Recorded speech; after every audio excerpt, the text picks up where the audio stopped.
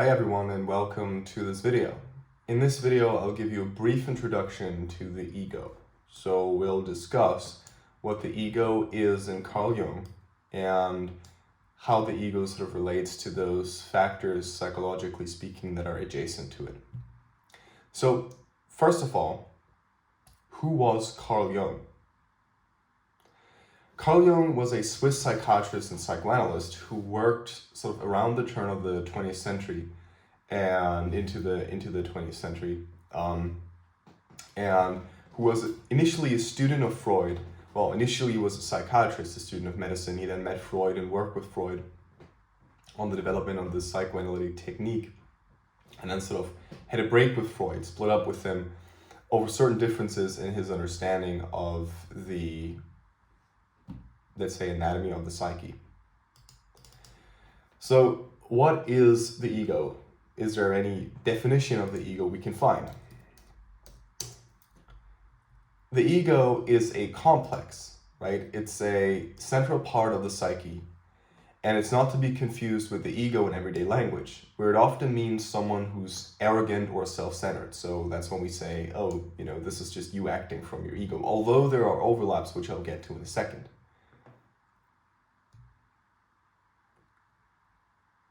In Jung's framework, the ego represents the conscious mind, our sense of our identity or our field of awareness. So the ego is that, in short, which Jung says can be recalled. So that which you can sort of recall, call to mind, or say, well, okay, this has happened, this is me.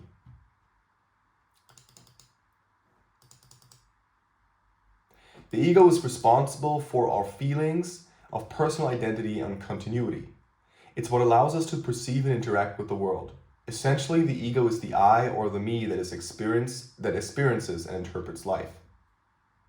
So, fundamentally speaking, when you think I am XYZ, then this is, broadly speaking, the ego. Now, we have to make a differentiation because there are certain elements that you will not be able to recall in a given moment. I always like to compare the ego with a photo library. So if you go on, let's say, your phone and you scroll through your pictures, through the pictures that you've taken over the last years, ideally over the whole of your lifetime, let's say, and then essentially those pictures you can see, those would be components of your ego.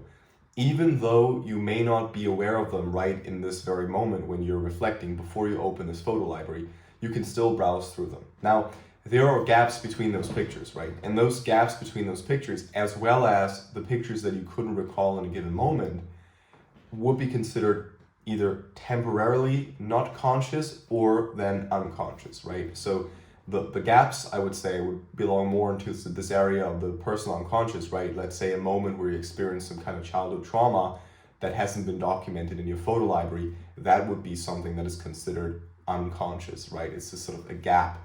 Now, it's very important to note that these gaps nonetheless have an influence on the ego. So if we ask the question, what is the ego? It's a very difficult question to ask, because the ego on this level isn't only that which you can recall, so not the pictures, but the pictures themselves are determined precisely by those gaps between the pictures, right? Now, what is the role of the ego? Then maybe we can approach it from this perspective, gain a better understanding. Right? The ego plays a crucial role in balancing the inner and the outer worlds. It's like a mediator, helping us to navigate between our inner desires and external demands of reality. This balancing act is essential for maintaining our mental health and well-being. However, Jung also warned that an overdeveloped ego can lead to problems. When the ego becomes too dominant, it can overshadow other parts of the psyche, leading to issues like rigidity and inflexibility that disconnect us from our deeper selves. Right, and this will get us to the next chapter in a second, where we talk about the self. But let's linger with this for a moment. The ego gives us a sense of continuity and integratedness, let's say, in a strange way, because it has nothing really to do with integration, but the integratedness is based on the interpretation of reality that we have and our position in relation to this. Now, this is related to the persona, which we'll get to in a second. But essentially, the ego allows us to navigate the world around us, that which we have to navigate, essentially, as a working definition for the world around us, in a meaningful manner, more or less so. Now, there are a lot of nuances to saying meaningful and world around us, but again, for the moment, we can say the world around us is that which we have to move through, basically, and that includes sort of the photo library that we browse through. So it includes that which we have been. It includes the ego itself, interestingly. And the ego as a central complex, as I said earlier, allows us to navigate through this environment. Now, I've given many other definitions of the ego in other videos on this channel, and if you're interested in those, you'll find them down in the description below this video. And I'll also link them once in a while in these little cards on the top right corner of this video. But if you do like the videos on this channel, please consider to subscribe, and of course, please like this video. There's lots of content on here. There are many other videos that go more in depth. As I said, this is an introductory video. This is very brief. I'm trying to keep this under 10 minutes, so we can't really go in depth. But it's important to note that the ego has this element of artificiality. It has this element of let's say, objectivity. It is, as Jung puts it, the subjective core of the psyche. The ego isn't the objective core of the psyche. Now that gets us to the next section, which is the ego and the self. And the self essentially is that which the ego is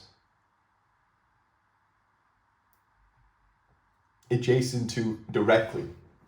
Jung imagines this as sort of the ego as a complex, has a core, and the core of the ego complex is the self. But the self at the same time is also everything there is in the psyche. It's sort of the archetype of the all-encompassing one, if you will.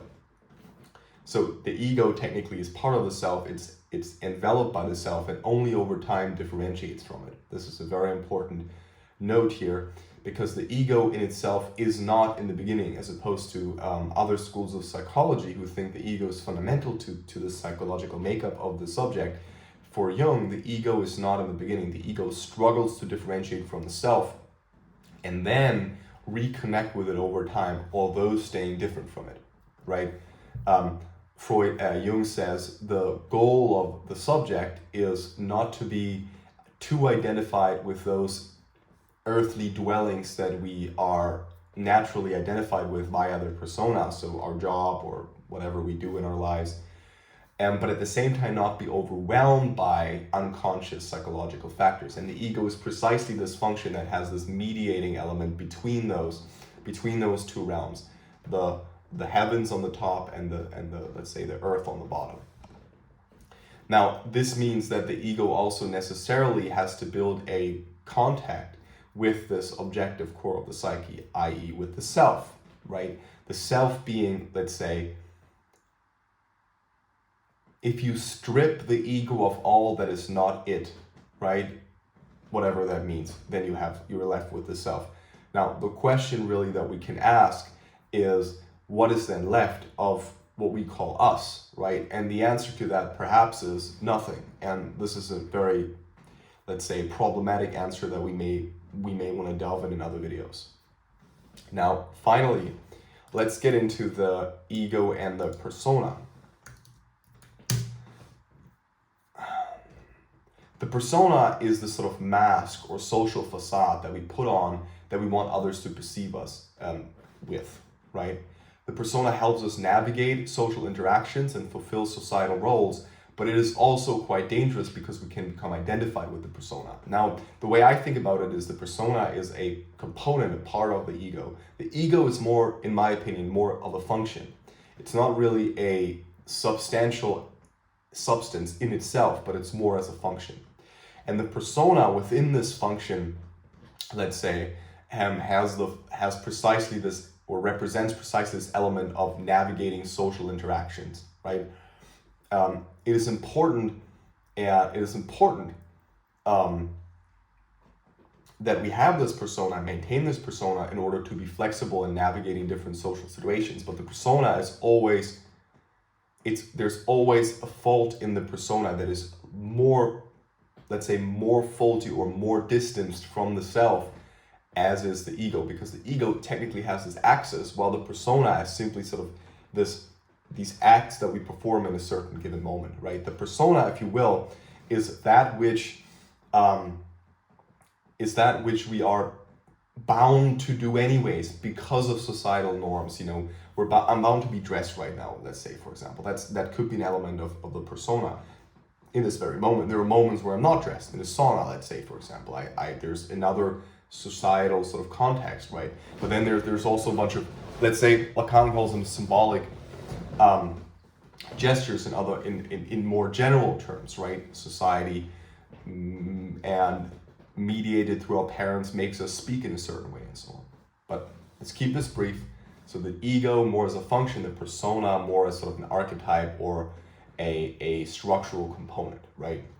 Now, finally, before closing down this video, let's get into the ego as narrative, as a form of narrative. Again, as I said, the ego, as I see it, is sort of a function. It's sort of that which helps us narrate and gain a stable and structured experience of the world.